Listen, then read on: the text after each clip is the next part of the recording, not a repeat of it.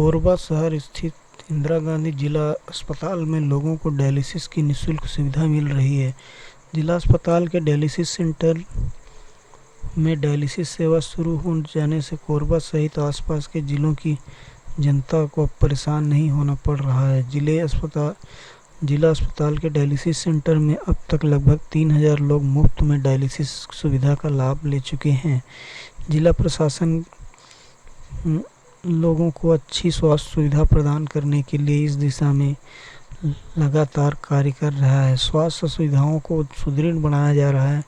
जिला अस्पताल में डायलिसिस सेंटर शुरू हो जाने से डायलिसिस की आवश्यकता वाले मरीजों को मुफ्त में डायलिसिस की सुविधा मिल रही है। जिले में बीमार मरीजों को डायलिसिस दूर शहर जाने और इलाज के महंगे खर्चों से भी राहत मिल रही है। इस डायलिसिस सेंटर से जिले वासियों को निःशुल्क डायलिसिस की सुविधा मिल रही है। पहले यह सेवा नहीं होने के कारण मरीजों को इसके लिए बाहर जाना पड़ता था और आर्थिक संकट का सामना भी करना पड़ता था।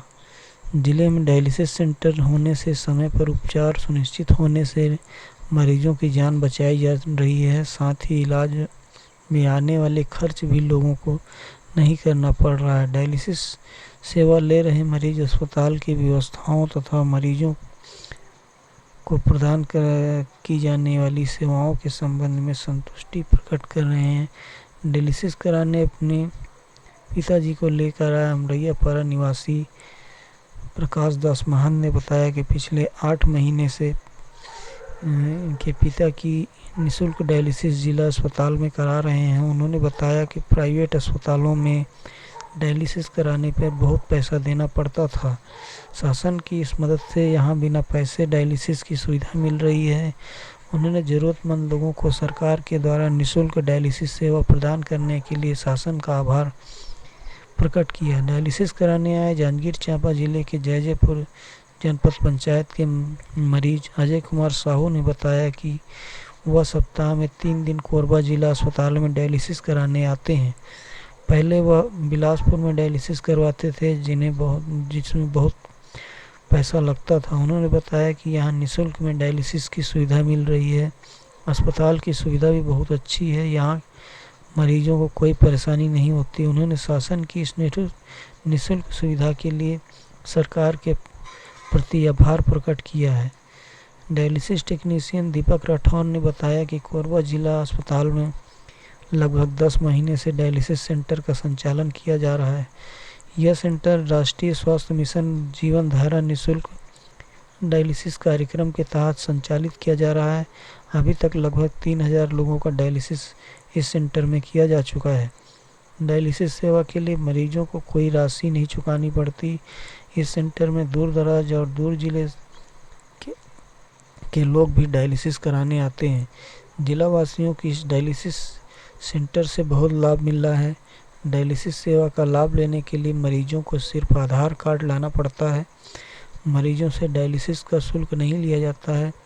डायलिसिस सेंटर के बारे में डॉक्टर गोपाल कंवर ने बताया कि डायलिसिस सेंटर में डॉक्टरों सहित डायलिसिस टेक्नीशियन और पैरामेडिकल स्टाफ भी मौजूद रहते हैं। यह सेवा निःशुल्क डायलिसिस सेवा जीवन धारा कार्यक्रम के तहत किया जा रहा है। अस्पताल में डायलिसिस की 6 मशीनें हैं। एक मशीन में प्रतिदिन 3 डायलिसिस किया जाता है। इस प्रकार एक दिन में रोजाना 18 डायलिसिस होते हैं। सेंटर में डॉक्टर की सुपरविजन में डायलिसिस किया जाता है।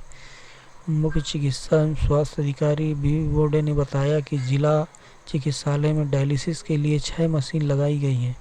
सभी मशीन की सेवा मरीजों को मिल रही है। सामान्यतः एक डायलिसिस प्रक्रिया में 4 घंटे का समय लगता है और इसके लिए 130 से 140 लीटर आरओ पानी की आवश्यकता पड़ती है। इसके लिए जिला अस्पताल में 750 लीटर क्षमता वाले आरओ वाटर प्लांट भी स्थापित किया गया है, जिससे डायलिसिस प्रक्रिया में पानी की आवश्यकता को पूरा किया जा सके। डायलिसिस सेवा का कोरबा जिले में शुरू हो जाना बहुत बड़ी उपलब्धि है। इससे कोरबा की जनता को अब इस सेवा के लिए भटकना नहीं पड़ रहा है। डॉक्टर बोर्डे ने बताया कि जिले में स्वास्थ्य सुविधा को निरंतर बेहतर बनाए रखने की दिशा में सदा कोशिश करते रहे हैं। परिणाम स्वरूप जनता को शासन के माध्यम से डायलिसिस सेंटर की सुविधा मिल रही है। कलेक्टर रानू साहू के मार्गदर्शन में जिला प्रशासन और स्वास्थ्य विभाग के द्वारा विकासखंड पाली के नोनबिर्रा में मेगा स्वास्थ्य शिविर कल 5 अक्टूबर को लगेगा।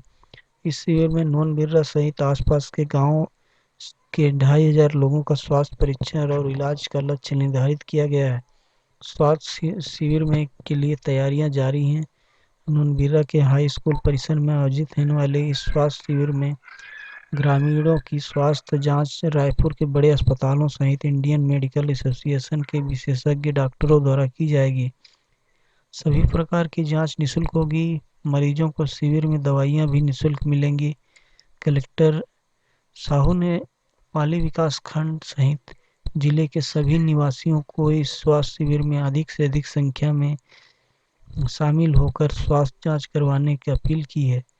सीएमएचओ डॉक्टर बी बोडे ने बताया कि जिले के दूरस्थ इलाकों में लोगों की स्वास्थ्य जांच और बीमारियों की जांच और इलाज के लिए नोनबिर्रा में आयोजित किए जाने वाले स्वास्थ्य शिविर की तैयारियां पूरी की जा रही हैं।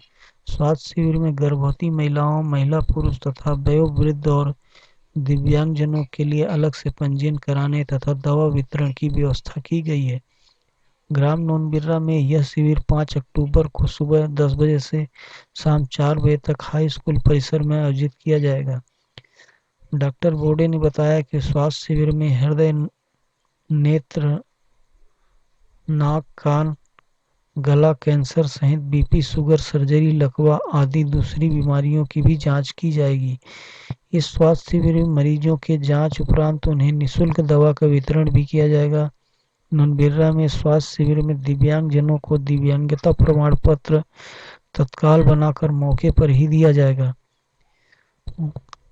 डॉक्टर बोडे ने बताया कि नोनबिर्रा में आयोजित होने वाले निःशुल्क स्वास्थ्य शिविर में ईसीजी, स्त्री रोग संबंधी समस्याएं, बच्चेदानी में गांठ, शिशु रोग, हड्डियों में दर्द संबंधी समस्याओं के लिए अस्थि रोग विशेषज्ञ, दंत रोग, मानसिक रोग, आपातकालीन चिकित्सा सेवाएं, मूत्र रोग, चर्म रोग एवं सभी प्रकार की कैंसर रोग से संबंधित बीमारियों का जांच एवं जरूरी स्वास्थ्य सलाह भी दी जाएगी। जांच उपरांत जरूरतमंद मरीजों को निःशुल्क ऑपरेशन की सुविधा भी होगी। शिविर में बीपी, शुगर, खून की जांच भी निःशुल्क होगी।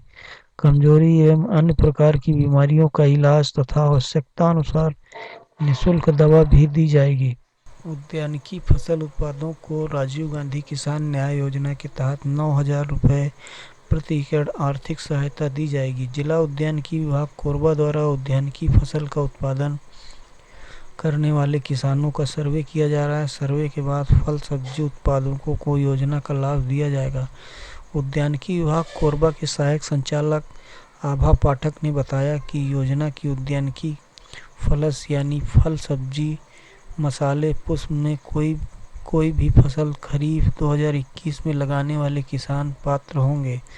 किसान अपने क्षेत्र में ग्रामीण उद्यान विस्तार अधिकारी या कृषि विस्तार अधिकारी योजना का आवेदन पत्र लेकर इसे पूरी तरह से भरकर आधार कार्ड और बैंक खाते की कॉपी के साथ सत्यापन कराने के बाद इसे जमा करेंगे। संबंधित ग्रामीण उद्यान विस्तार अधिकारी या कृषि विस्तार अधिकारी किसान का सत्यापन करने के बाद नज़दीकी प्राथमिक सहकारी समिति में आवेदन जमा करेंगे। आवेदन पूर्ण विवरणी यूनिफाइड फार्मर पोर्टल पर दर्ज की जाएगी। पोर्टल पर आवेदन की जानकारी दर्ज करने की अंतिम तिथि 31 अक्टूबर 2021 निर्धारित की गई है।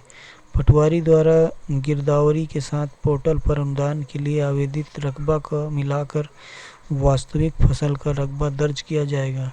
शासन द्वारा दर्ज रकबे के अनुसार प्रति एकड़ 9,000 रुपये के मान से फसल के रकबा के अनुसार अनुदान राशि सीधे किसान के बैंक खाते में जमा की जाएगी। 2020 धान उपार्जन के लिए पंजीयन या विक्रय किए गए रकबे पर ही उद्यानिकी फसलें, फल, सब्जी, मसाले या फूल वाली फसल का रोपण करने वाले किसान पंजीयन करा सकते हैं। उन्हें 10,000 रुपये प्रति एकड़ की दर से राशि मिलेगी।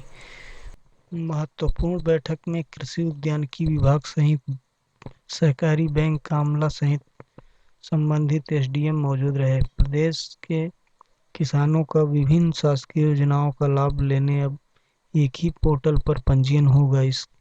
इसमें किसान के धारित भूमि व बोए गए फसल का रकबा सत्यापन के लिए भूइयां पोर्टल से लिंक कर दिया गया है। अब शासन के निर्देशानुसार एकीकृत किसान पोर्टल में किसानों का पंजीयन होगा। क्या इसके इसमें राजीव गांधी किसान न्याय योजना, मुख्यमंत्री वृक्षारोपण प्रोत्साहन योजना, धान मक्का उपार्जन, कोदो कुटकी और रागी उपार्जन योजना सम्मिलित है। पहले प्रदेश के किसान विभिन्न शासकीय योजनाओं का लाभ लेने के लिए अलग अलग कार्यालय में आवेदन करते थे। इससे समय, संसाधन आदि का अपव्यय होता था। राज्य शासन ने प्रक्रिया का सरलीकरण कर विभिन्न योजनाओं के लिए एक ही प्लेटफॉर्म पर किसान पंजीयन के लिए सूचना प्रौद्योगिकी आधारित एकीकृत किसान पोर्टल विकसित किया है। कृषि विकास एवं किसान कल्याण तथा जैव प्रौद्योगिकी विभाग द्वारा एकीकृत किसान पोर्टल में पंजीयन के लिए विस्तृत दिशा निर्देश जारी कर दिए गए हैं। आज इस संबंध में कलेक्टर की अध्यक्षता में जिला पंचायत सभा कक्ष में महत्वपूर्ण बैठक हुई। इस मौके पर कलेक्टर रानू साहू ने उपस्थितियों को निर्देशित किया कि इस साल खरीफ मौसम में कृषि उद्यानिकी फसल और वृक्षारोपण करने वाले किसानों का पंजीयन पोर्टल kisan.cg.nic.in में किया जाएगा। ग्रामीण कृषि विस्तार अधिकारी और ग्रामीण उद्यान विस्तार अधिकारी गंभीरता से अपने दायित्व का निर्वहन करें। कलेक्टर ने बैठक में कहा कि गिरदावरी कार्य राजस्व के साथ कृषि अमले ने किया है। अब इसका MIS एंट्री सही तरीके से हो यह सुनिश्चित करें। बैठक में पोर्टल पर किसानों के पंजीयन के बारे में संबंधित अधिकारियों को विस्तार से जानकारी दी गई है। एकीकृत ग्राम किसान पोर्टल में किसानों का पंजीयन, पात्र अपात्र पोर्टल में पंजीयन की जानकारी, पंजीयन की शर्तें, पंजीयन की अवधि, नए किसानों का पंजीयन, पंजीकृत फसल रकबे में संशोधन, किसान के व्यक्तिगत विवरण में संशोधन, पोर्टल के संचालन संबंधी कार्य योजना, दायित्व, समय सीमा, पर्यवेक्षण और निगरानी इत्यादि की विस्तार से जानकारी दी गई है। बैठक में बताया गया कि खरीफ 2020-21 में धान उपार्जन के लिए पंजीकृत विक्रय किए गए रकबे पर ही धान के बदले सुगंधित धान, फोर्टिफाइड धान, कृषि फसल, उद्यानिकी फसल एवं वृक्षारोपण करने वाले किसानों का पंजीयन किया जाएगा। धान बोने वाले पंजीकृत किसानों का डेटाबेस को आगामी वर्षों में उपयोग के लिए कैरी फॉरवर्ड किया जाएगा। लेकिन अब उद्यानिकी, वृक्षारोपण, अन्य फसल की एंट्री में भी पोर्टल में की जानी है। बैठक में अधिकारियों को पोर्टल में 4 प्रपत्र में जानकारी एंट्री की विस्तृत जानकारी दी गई है। प्रपत्र 1, किसान का नवीन पंजीयन किया जाएगा। इसमें खरीफ मौसम की सभी कृषि एवं उद्यानिकी फसल, धान के बदले सुगंधित धान, फोर्टिफाइड धान, कृषि फसल, उद्यानिकी फसल तथा वृक्षारोपण सम्मिलित है। यह कार्य कृषि और उद्यानिकी विभाग का अमला करेगा। इसके लिए 31 अक्टूबर तक समय सीमा तय की गई है। किसानों के आवेदन का परीक्षण सत्यापन कार्य सही तरीके से करने की बैठक में हिदायत दी गई है। बताया गया कि ऑनलाइन सत्यापित आवेदनों का पोर्टल में एंट्री सहकारिता विभाग द्वारा 31 अक्टूबर तक प्राथमिक कृषि साख समितियों के जरिए की जाएगी।